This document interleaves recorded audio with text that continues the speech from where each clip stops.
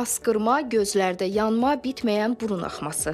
Əgər bu əlamətlər sizə tanışdırsa, deməli yaz sizin üçün sadəcə fəsil deyil, həm də sınaq dövrüdür. Yazın gəlişi ilə təbiət canlansa da, havaya yayılan polenlər bir çox insanın sağlamlığını təhdid edir. Gözlə görünməyən bu hissəciklər nəfəs aldıqca orqanizmə daxil olur və immun sistemini həyəcan siqnalına keçirir. Həkim allergoloq Şahvələt Məmmədov bildirir ki, yaz aylarında allergiyanın əsas səbəbi havada polenlərin miqdarının artmasıdır. Onun sözlərinə görə orqanizm bu maddələri yad qəbul edir və nəticədə immun sistemi həddindən artıq reaksiya verir. Həkim qeyd edir ki, bir çox insan allergiyanı soyuq dəyməklə səhv salır və vaxtında düzgün müalicə almır. Bu isə vəziyyətin daha da ağırlaşmasına səbəb olur. Uşaqlarda və böyüklərdə ən çox yayılan mövsümi allergiyalar bugünkü gündə allergik rinit, allergik konjunktivit və yaxud da hər ikisi bir yerdə allergik rinokonjunktivit, bəzən də astma xəstəliyinin, allergik asma xəstəliyinin kəskinləşməsini biz şahid oluruq. Bu da nədir? Nəzərə alsaq ki, yaz aylarında ağac və çiçəklərin tozluqlarının əmələ gəlmə dövrü başlayır.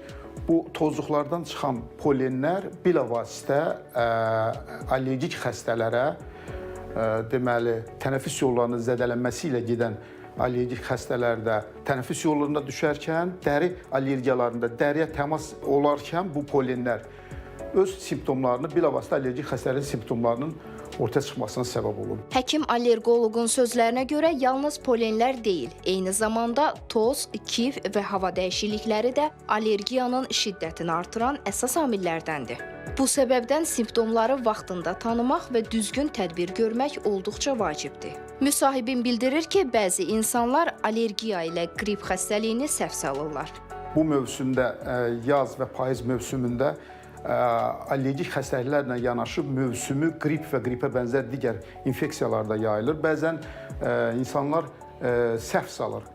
Yəni bu allergiyadırmı, yoxsa qripdirmi, qripə bənzər digər infeksiyadırmı? Təbii ki, biz bunu diferensiyasiya eləyəndə allergik xəstəliklər dediyim kimi irsi genetik, ailə anamnezi soruşuruq və yaxud da ki, o xəstələr konkret özləri bilirlər ki, allergiyaları oyanıbdır.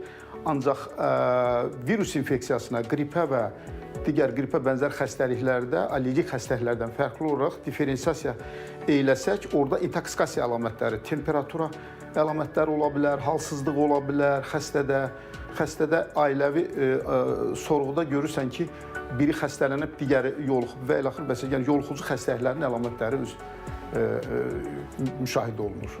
Yazın gətirdiyi gözəlliklərlə yanaşı allergik risklər də diqqətdən kənarda qalmamalıdır. Mütəxəssislər bildirir ki, sadə qoruyucu tədbirlər və vaxtında həkimə müraciət bu problemlərin qarşısını almaqda mühüm rol oynayır. Jalə Qəhrəman qızı, Teymur Hüseynov, Ramin İsmailov.